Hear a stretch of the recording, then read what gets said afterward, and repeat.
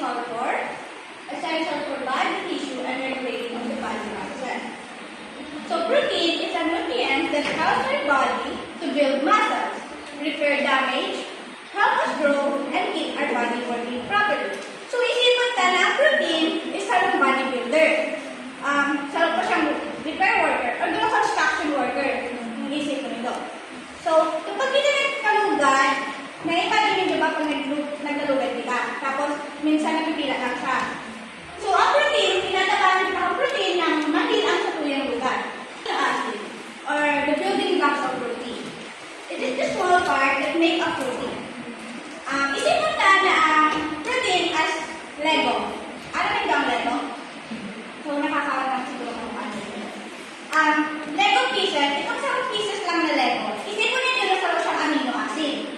Once natin pagdukot mo siya dun sa sarang pang Lego, hanggang sa sarang pang Lego, tapos nag-Lego ka yung structure, magiging protein siya. Guess? Ano natin ang Lego pieces? Ang Lego structure. Protein. So, amino acid, ginagamit siya to build new protein. Okay? Nagagamit siya para mag-ibo ulit yung bagong protein. Magkaroon ng energy, tapos ginagamit din siya para maging sugar. Then, fat, kapag kailangan. Pero remember, amino acid will build protein only if your body already have enough energy. Ano nga ne? Kapag ang amino acid, mabuild lang siya kapag iba ka ng enough energy. Okay? So next po is essential amino acids. So ang essential amino acids are amino acids that must be supplied by the diet because the human body cannot make enough of them. So there are lists of 9 essential amino acids which includes histidine, isoleucine, leucine, lysine, methionine, phenylalanine, threonine, tryptophan, and valine. So some amino acids are conditionally essential during illness or stress, meaning dietary intake becomes important under these conditions.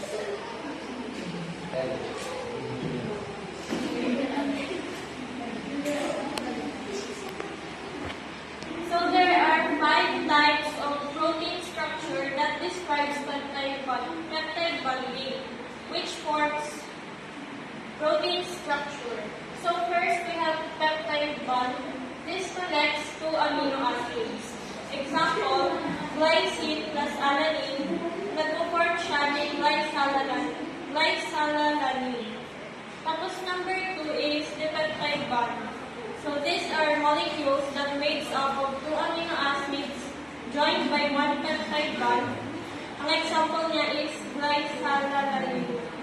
And number 3 we have tripeptide bond, a chain of 3 amino acids. Examples, glycine plus alanine plus serine forms glycalanyl-serine. Tapos number 4 po is oligopeptide bond. These are the chains of 4 to 10 amino acids. And last is the polypeptide bond. This is a long chain of many amino acids. This is typically more than 10 and it forms a protein like insulin which contains 51 amino acids.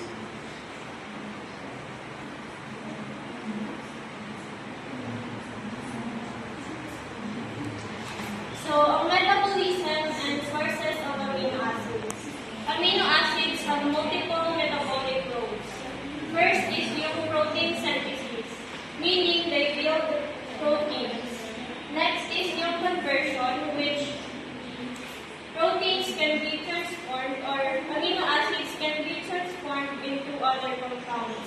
Next is yung energy production. After nitrogen removal, they can produce glucose or gluconeogenesis. They provide energy and be stored as fat. Nitrogen excretion is this happens when the excess nitrogen from the amino acid metabolism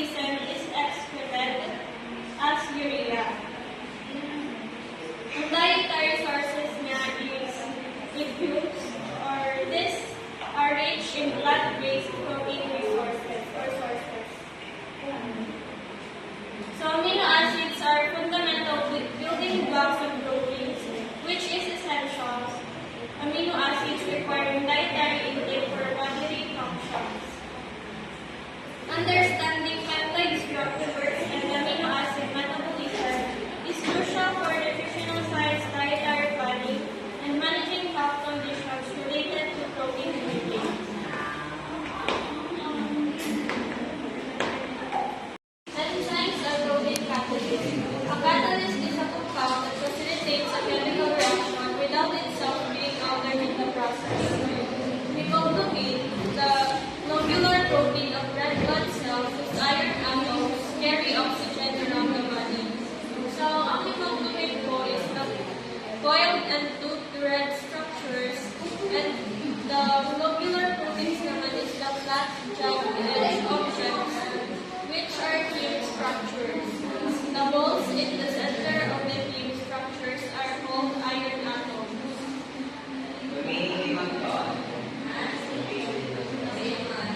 Denaturation is the change in a protein's shape brought about by weak acids, bases, alcohol, salts of heavy metals, or other agents.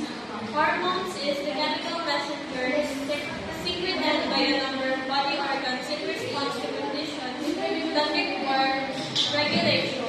Each hormone affects a specific organ or tissue and elicits a specific response. Antibodies is large proteins of the blood produced by the immune system in response to an invasion of the body by foreign substances or antigens. Antibodies combine with and activate the antigens. Immunity. Specific disease resistance derived from the immune system's memory of prior exposure to specific disease agents and its ability to mount a swift defense against them. Fluid and electrolyte balance. The distribution of fluid and dissolved particles among body compartments. Edema. Swelling of body tissue caused by leakage of fluid from the body vessels and is seen as protein deficiency among other conditions.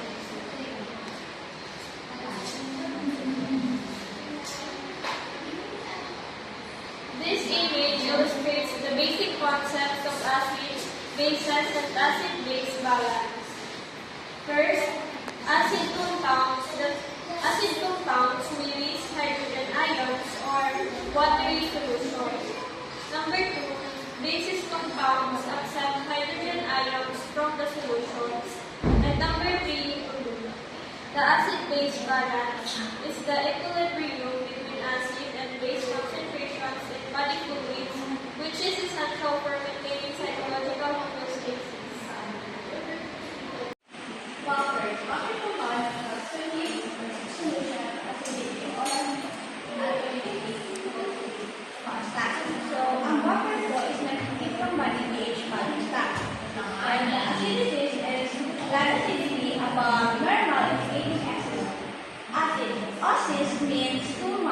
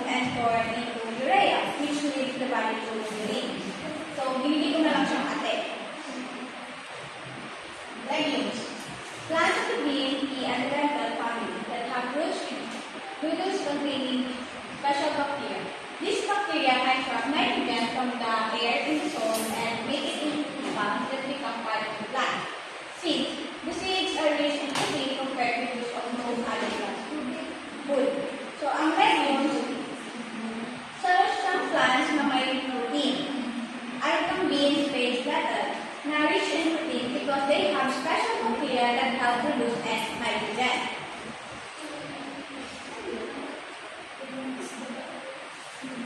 Macronutrient supplementation or ang inaabot na complementary proteins.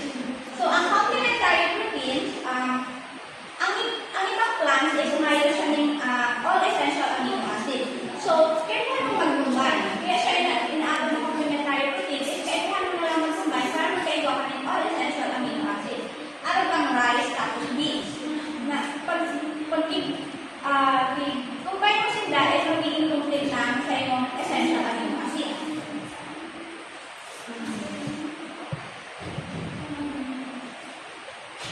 So, protein is distributed corrected amino acid scores or ini ang measuring tool used to determine protein quality. So, ang PETCAS is nag-determine lang siya ang quality ng protein. So, ipakita ang formula ang PETCAS which is the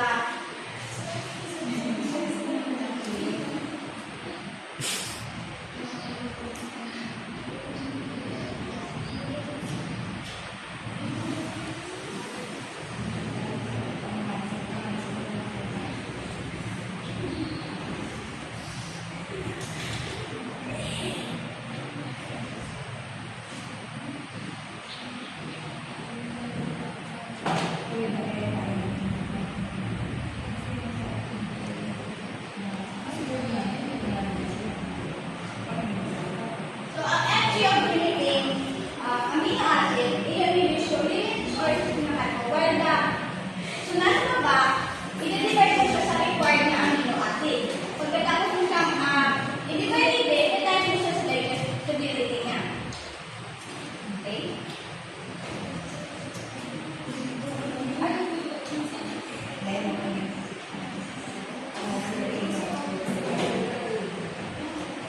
Protein efficiency ratio, PER, a measure of protein quality assessed by determining how well a given protein supports weight gain and growing. But the PER is used to judge the quality of protein in infant formula and baby foods. Nitrogen balance, the amount of nitrogen consumed compared to the amount. So, ang PER is nag-measure siya ang quality ng growth. Kung sa PETCAS is quality ng protein, sa PER is quality ng growth.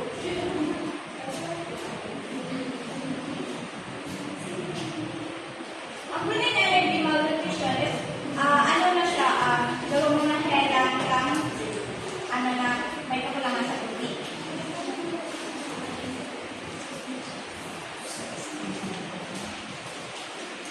Ang marosmos is, kapag naiilang ang calories sa protein mo, inaano siya, ang mangyayari sa iyo is mapayat ka. While the oxycore, kapag naiilang ang sa iyong protein, nagkukos siya ng swelling, araw na pinaabot ng edema. So, ang hunger is, alam ka naman na, ano siya, physiological baby, while the dysentery is an infection of digestive tract that causes diarrhea. So, that's all. Now I will discuss different functions of proteins in our body. First, protein supports growth and tissue maintenance. Protein helps our body grow and repair itself. For example, kapag nasugatan tayo, o napagod ang ating muscles dahil sa pag-exercise, ang protein ang tumutulong sa pag-ayos at pag-buong ng mga nasirang cells at tissue sa ating katawan. Second, protein builds enzymes, hormones, and other body compounds. Proteins are used to make enzymes and hormones. Ang enzyme ay tumutulong sa pagpapabilis ng mga proseso sa katawan tulad ng digestion. Ang hormones naman ay kumakontra sa iba't ibang gawain tulad ng growth, metabolism, and mood. So without protein, our body processes will not function properly. Third, protein forms antibodies for immune defense. Protein helps form antibodies that protect us from diseases. Antibodies fight bacteria and viruses that enter our body.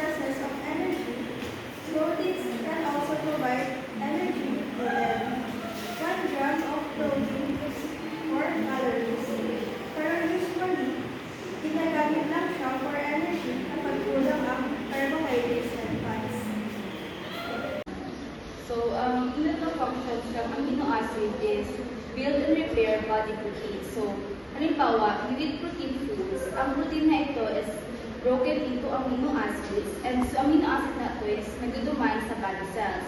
And so cells na ito is nagigibo siya para mag-aling new proteins. So this helps build muscles, skin, hair, and organs. It also repairs damaged tissues. So ang second is act as building blocks for enzymes and hormones. So amino acids combine in special ways.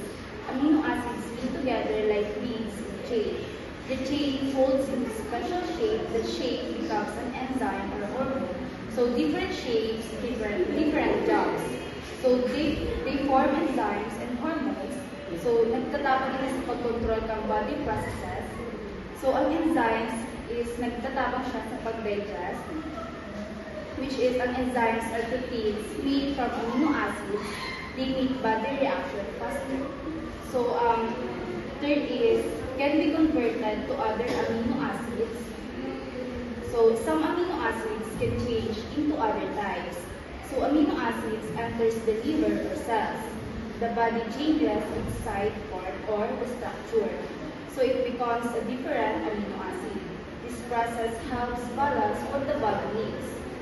This helps the body make it needs because para mag-ano siya, make enough proteins, grow and repair tissues, keep body processes working, and then without this ability, you would need every amino acid from food all the time. This is why some amino acids are called non-essential, which is body can make them. So fourth is supply nitrogen for important body compounds. So amino acids contain nitrogen. Amino acids have a special part called the amine group. This part contains nitrogen. Nitrogen is something many body chemicals need. So ang nitrogen is nagtatapang siya mag-make ng DNA, hormones, and other body chemicals. And then, nag-use din siya to make important things, and ng DNA and RNA for growth and new cells. Ang hormones to control body processes. Ang enzymes is to help digestion and reactions. Ang neurotransmitter is for brain signals. And then kung may nitrogen, this cannot be made. So nitrogen is very important for body growth and repair. So if energy is sufficient, used to build protein. So kung nagawa ka ng enough food, araw kang carbs plus fats plus protein, ang body mo is equal na main energy. Ang amino acids are also used to build body proteins. So ang main job ka ang amino acids. So if energy is low, nitrogen is removed. So amino acids, tigumagay nga na siya ng nitrogen. So ang body ta, i-remove ang nitrogen not. So this process is called deamination. Deamination is the process where the body removes nitrogen from an amino acid. This happens when amino acids are used for energy instead of building protein. So where does deamination happen? Mostly sa liver. So inidoy, the liver processes amino acids and i-remove niya na ang nitrogen safely. So excess nitrogen excreted as urea.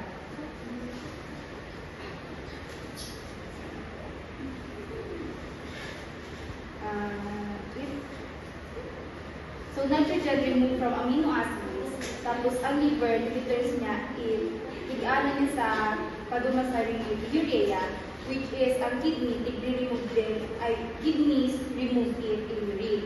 So this is how the body gets rid of extra protein waste. So in summary is, pag food is enough, amino acids build body proteins. Pag food energy is low, amino acids give energy. Pag extra nitrogen, remove as urea in urine. So amino acids can build, give energy, and be stored depending on body needs. Let's proceed to digestion. So sabi dito, body can use whole food protein directly. Must be broken into single amino acid. So, tinutukoy natin dito ay hindi yung protein na makikita sa muscles natin. Tinutukoy dito yung mga proteins na makukuha sa mga foods.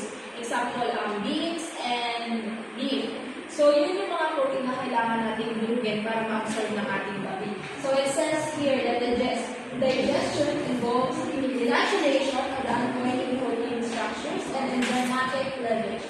So in denaturation, dyan siya dumadaan yung protein sa process ng histology in which yung protein ay dinudurog para makita yung peptide shape or yung bonds. Tapos sa enzymatic cleavage, dyan naman dinudurog na yung peptide bonds na nakuha doon sa denaturation.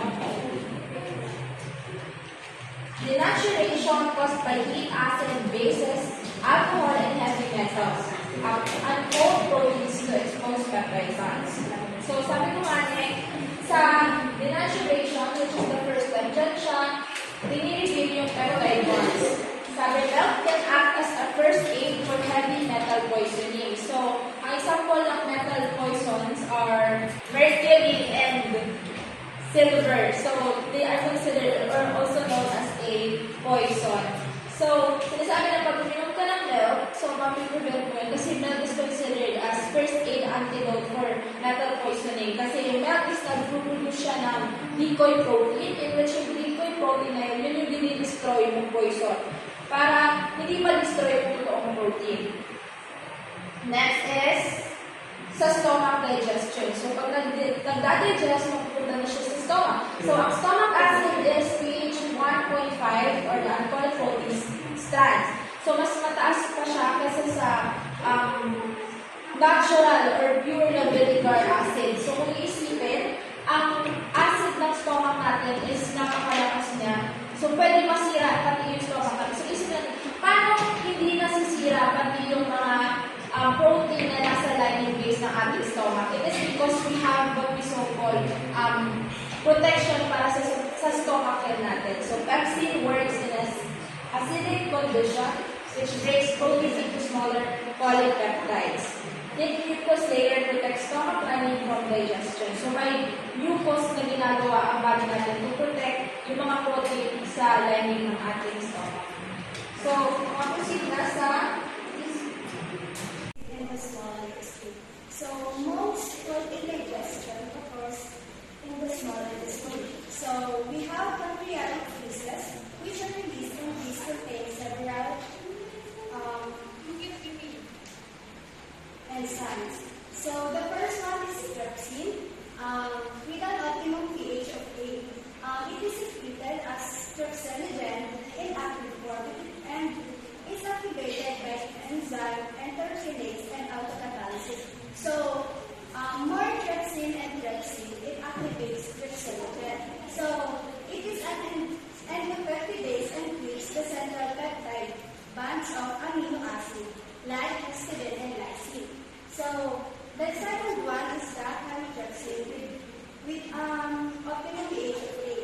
It is secreted as chymotrypsinogen in active form and is activated by trypsin. And it is an endopeptidase which creates the central bond of aromatic amino acid. Then the third one is the elastase with an optimum pH also of 8. And it is secreted as proelastase in active form and is activated by trypsin. It is also an endopeptidase which acts on acid like glycine and serine. It is digest collagen and elastin proteins. The fourth one is the carboxylpeptidase with an optimum of pH of 7.4.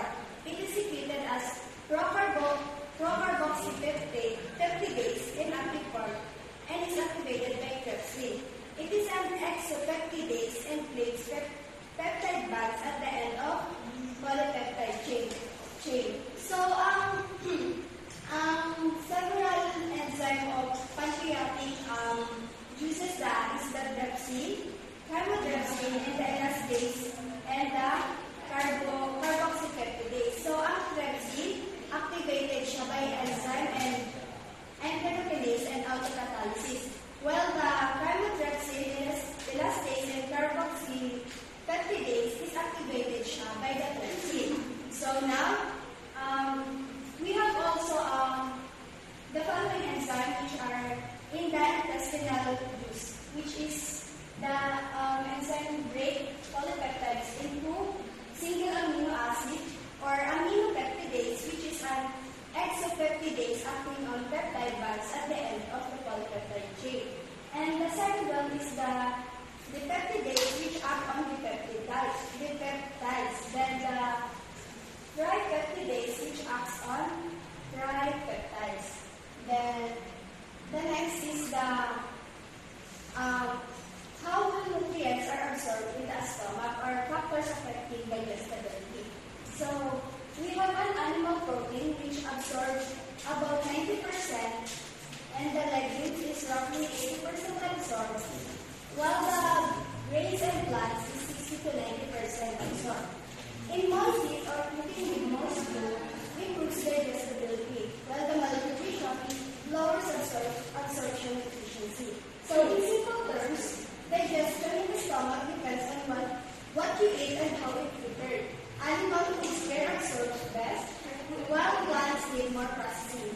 Cooking with moist food helps the body take in more nutrients, but poor nutrition can make absorption weaker.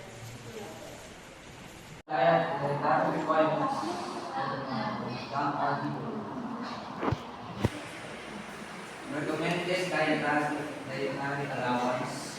So 0.8 grams of protein lang dapat per kilogram ng body weight for adults. Then AMPR is 10% to 35% of daily calories.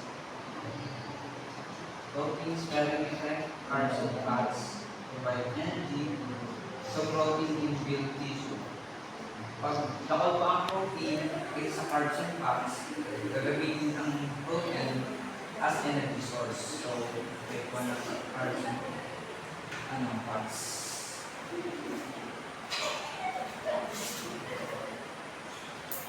Positive balance. Positive nitrogen balance. Sabi daw ang protein ay protein intake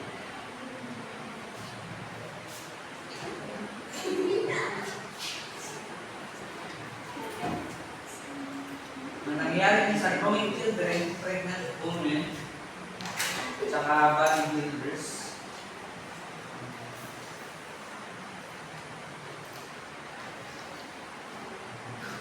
Dahil ang body nila ay nagkaroon ng bagong tissues sa nitrogen equilibrium.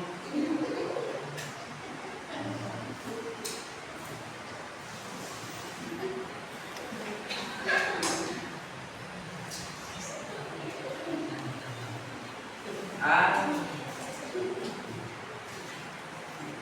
it is normal for healthy adults na ang protein is equal to the protein your body uses. Sa negative nitrogen balance, nangyayari sa atin ito with injury, infection, starvation. Dahil ang hawak nila ay dumi protein is nakakasakit.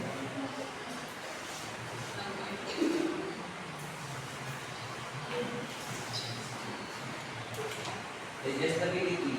Ang animal protein daw is 90%. Saka plant protein, 70 to 90%. Amino acid. Composition complete proteins contain all essential amino acids. At ang meat, eggs, and soy. Sa mutual supplement, combine plant proteins at ang beans and rice. Pwede ka lang mag-combine yung beans at rice para makamit ng complete protein. Ang top source is legumes, dahil acid sa protein, high sa fiber, at low sa saturated fat.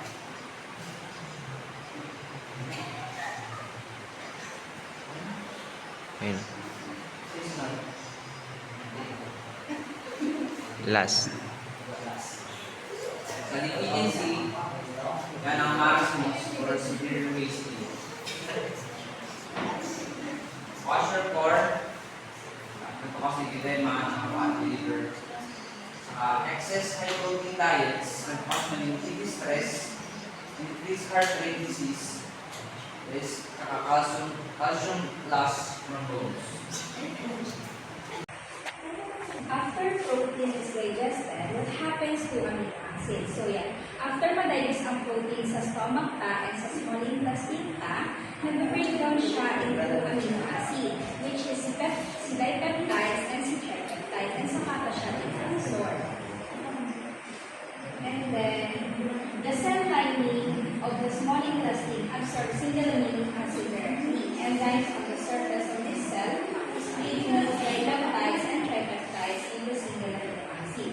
Some small peptides enter the cell first, then are broken down inside. So, yung stomach ta, ay yung small intestine siya ang main site ng sinway absorption. And then, si small intestine, may mga cell lining siya na finger-like projection na tinatawag ng villi or microvilli, na ang purpose is mag-absorb ng mga single amino acid directly or mas dapat pa nutrients ang ma-absorb. May mga enzyme din sa surface ng cell na nag-split sa karamihan kang dipeptides and tripeptides, yung single amino acid, bago siya i-absorb. And may mga small peptides rin naman na pumapasok muna sa cell and saka siya dumating to break down into single amino acid. So kahit anong form sila maglaog, either small peptides or single amino acid na, in the end, they will still be single amino acid inside the intestinal cell. The amino acid are released into the bloodstream and transported to different parts of the body. So yan, di ba after mabuo yung amino acid sa loob ng cell, maagi na siya duman sa intestinal wall. And then, malaog na siya duman sa mga maliliit na blood vessel na inabot ng capillaries. And then, maduman na siya sa bloodstream. And sa bloodstream, duman niya natin na-transport yung mga amino acid sa different parts of the body or sa liver. Larger peptides in the bloodstream. A few larger peptide molecules can escape the gastron and enter the bloodstream. So, bakong gabos na peptide is totally nagadigesta. And some larger peptide is naglalaog sinda duman sa bloodstream na mismo ni buo. And sinasabi kang scientists na inid ang mga peptides na yun nag-aakda sinda as hormone na nagtatabang mag-regulating body function, nagtataw rin na asinda ng information sa hawak ta about sa environment, and also nagpapatrigger ng immune response sa na pwedeng mag-cause ng food allergies. Iniban sa dahilan kung hadaw ta ang ibang tao may mga food allergies kasi nire-recognize ng immune system ang peptide as foreign. Kumbaga, si peptide na ito is they siya naman naturally part of the body or sa system. Additionally, pag nakapasok na talang sa bloodstream sa mga amino acid, maduman na siya sa liver. And sa liver na ang ma-decide kung gagamitin niya agad or i-store niya temporarily or i-release niya sa iba't ibang body cells, or kung sobra man, pwede niyang i-convert into glucose or fat, pwede niya rin gamiton for energy. So, ang liver ang nag-decide kung saan sila makapaluman. Additionally, ang cell ng small intestine, may mga specific sites siya for different types of amino acid. Kung ang amino acid is magkakaparehong type ng amino acid, magkakaparehong type, magpupumpit sila naman sa parehong absorption site. Kapag sobra yung isang type ng amino acid, pwede nang mag-reduce ang absorption ng iba. That is why importante ang balanced diet.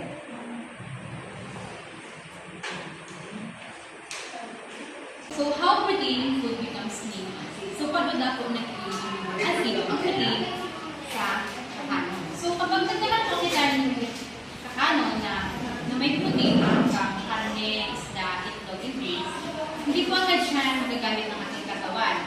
Kailangan po muna siyang tunawin at hati-hatiin hanggang maging amino acid na siyang building blocks ng ating protein. So, let's move here to stomach. Stomach acid differs and proteins. Enzymes break proteins into smaller chains like polypeptides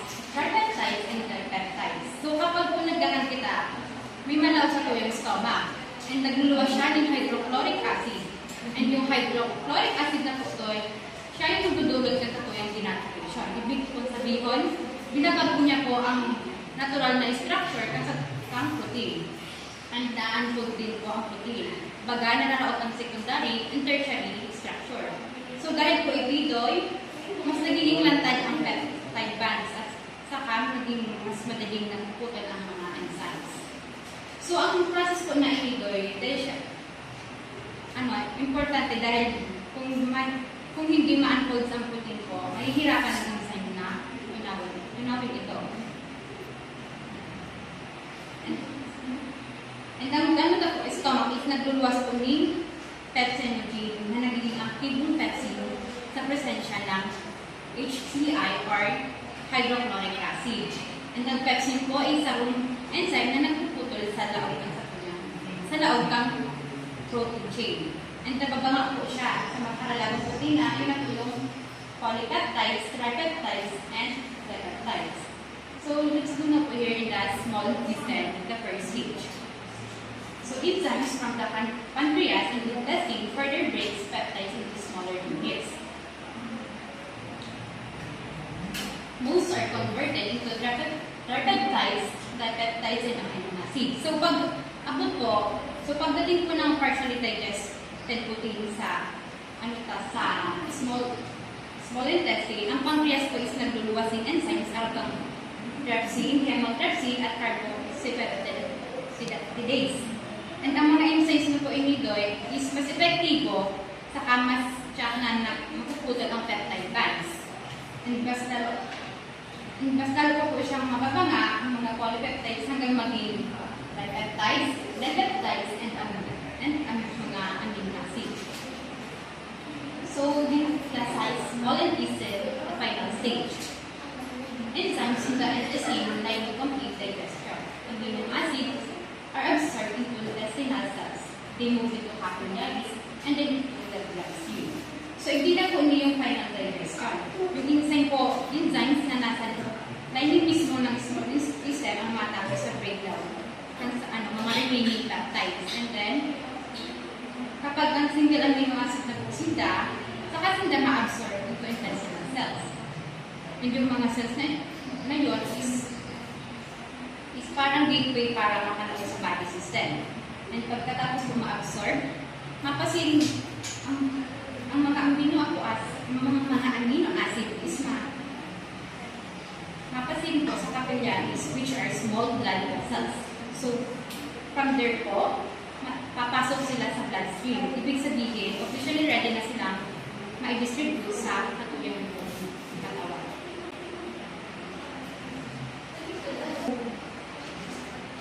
Amino acid absorption methods. So, small intestine cells have specific sites for amino acids. So, ang small intestine po is may specific transport sites para sa iba't ibang klase ng amino acids. So, hindi po siya basta-basta naglalako sa kahit anong amino acid sa kahit anong site. May system ang body para organize ang absorption. Amino acids of the same type compete for absorption. Too much of one can reduce absorption of others. So, kapag pareho na po ang type ng amino acid, nagko-compete na sila sa parehong transport site. Kaya kung sobra ang laro, pwede pong mabawasan ang absorption ng iba. Kaya importante ang balanced diet, hindi yung puro isang nutrient lang. After entering the bloodstream, amino acid will liver, produce, or distribute onto body cells. So pag nasa bloodstream na po sila, nagdudumanan nila is amino acid unang pupuntahan ng amino acid ang liver. Kumbaga ang liver, ang parang processing center sa kanyang hawa. Siya ang ma-decide kung gagamitin ba agad ang amino acid or ipapadala sa ibang body cells. Body cells use amino acid to make proteins, secrete them, release them for energy. So pag abot po sa body cells, ginagamit po ang amino acid para mag-ibon ng bagong proteins. So halimbawa po, for muscle repair, paggawa ng enzymes, hormones, at iba pang important substance. So kung kulang naman na ang energy, pwede silang gamitin bilang source of energy. And the last one is the small intestine finishes digestion, absorbs amino acid in some larger peptides and releases them into the bloodstream. So, ang small intestine po is yan po ang matapos sa digestion ng protein. Siya ang nag-absorb ng amino acids at ilang larger peptides na nagluluwas sa bloodstream para magamit ito sa pagkain. So, sa protein utilization, it means protein utilization is a measure of how effectively the body uses to consume nitrogen with higher quality sources, leading to better nitrogen retention and less excretion. It is basically a measure of protein quality, determining how well the amino acid profile of a food matches the body's requirements. So, ang protein utilization na ako refers kung gaano ka-efficient ang body na sa pag-take ng protein na sa mga pagkakain natin kita. I-measure ka ni kung gaano katuntol ang pag-absorb kang amino acids for our body para mag-benefit kita sa growth and repair. Since ang proteins nag-contain ni nitrogen, ang mga scientists daw po sa nitrogen babase kung gaano ka-quality ang protein na tinigta. Kapag daw po mas daw na nitrogen ang narinig kang kalita, mas less ang thick-excrete, meaning higher na po ang protein quality.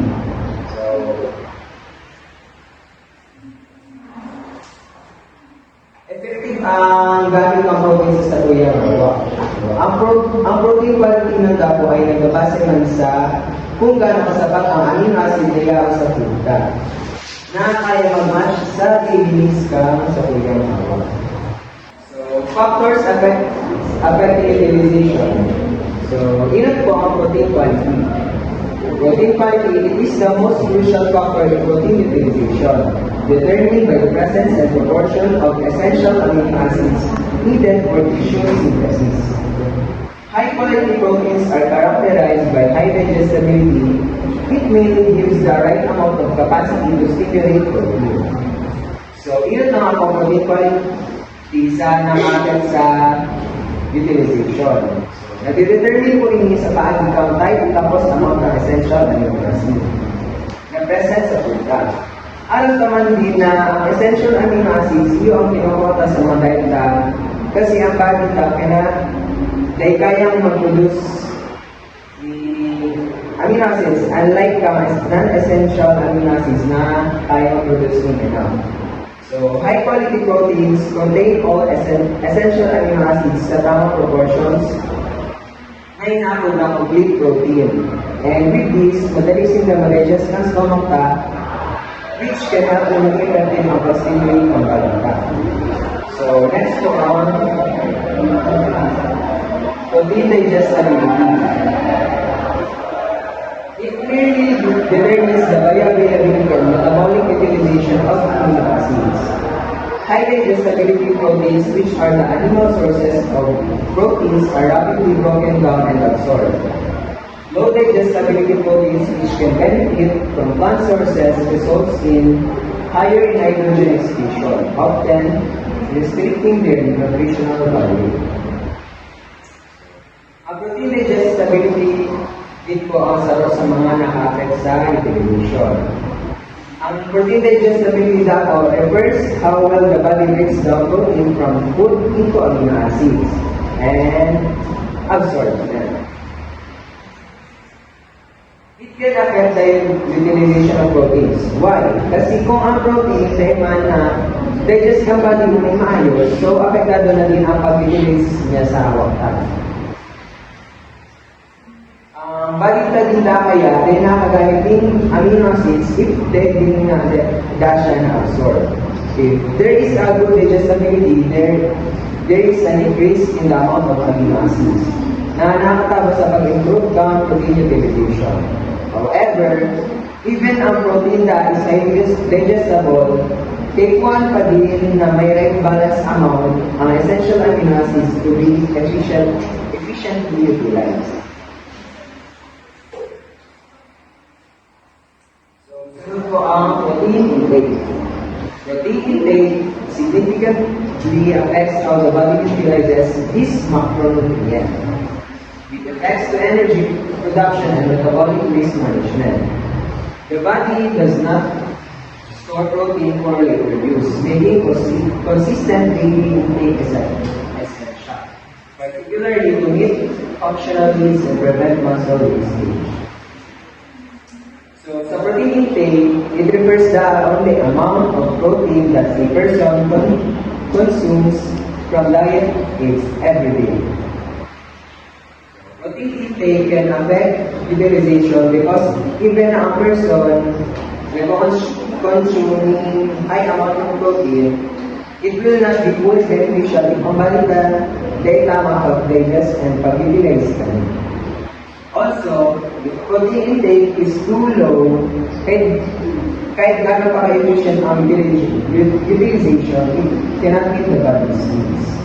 So with that, proper intake ensures that enough amino acids are available.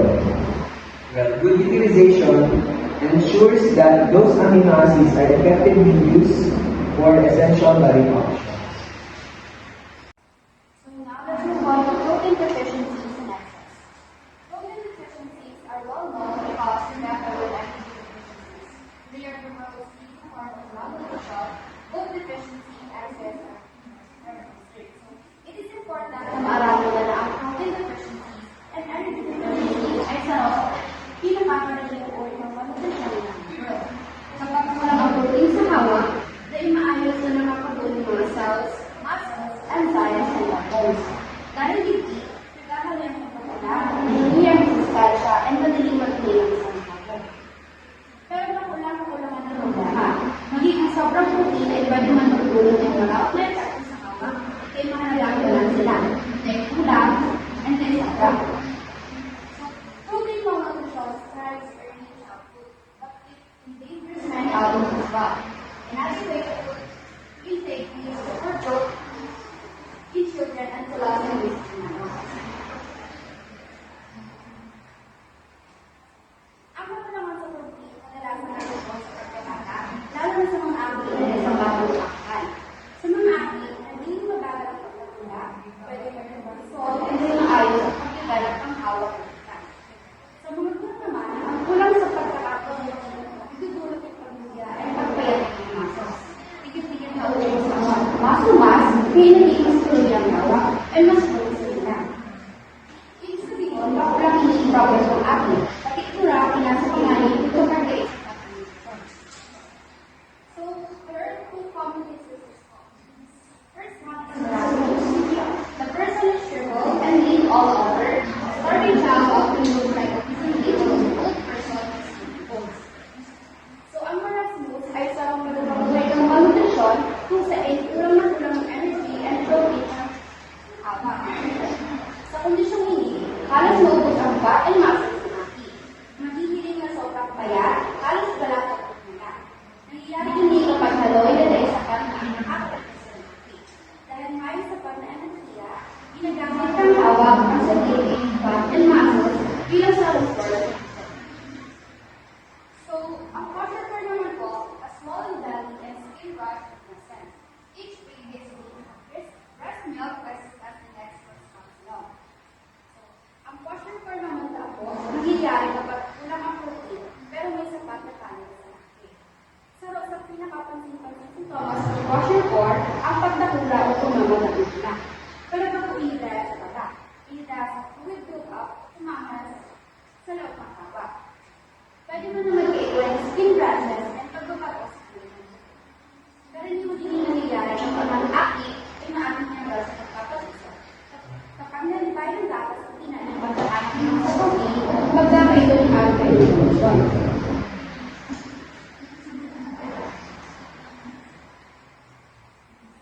Excess protein. Overconsumption of protein offers two benefits and may cause calories for the heart, kidney, and bones. So, kadapat na tao ang naniniwala na mas kadapat na protein sa rinaan, pero dahil. Kapag sobrang protein sa hawak, may bigay na beneficiaries sa muscle. Sa naging pwede yung mag-ulit ng stress sa kidneys dahil sila ang nag-process ng waste products sa protein. Pwede mo rin maka-abay ng puso at sa buong gulay. Kaya mahalaga ang balance lang. Well, protein is crucial for tissue repair and muscle growth. The body cannot store excess protein in the same way it stores back the proteins. So mahalaga ang protein sa pag-repair ng sugat, pag-build muscles, and pagpapanatili ng oras ng gawa. Pero may limitasyon ang bawat task. Naiinit ang mag-ibang sobrang protein unlike sa pag-imbag o para sa carbohydrates. Kapag sobrang protein, hindi ito convert o iluluwas ang tawag ng waste. Kaya kung dali mo, masasayang ng hindi at balik-tulog ng problem sa tawag.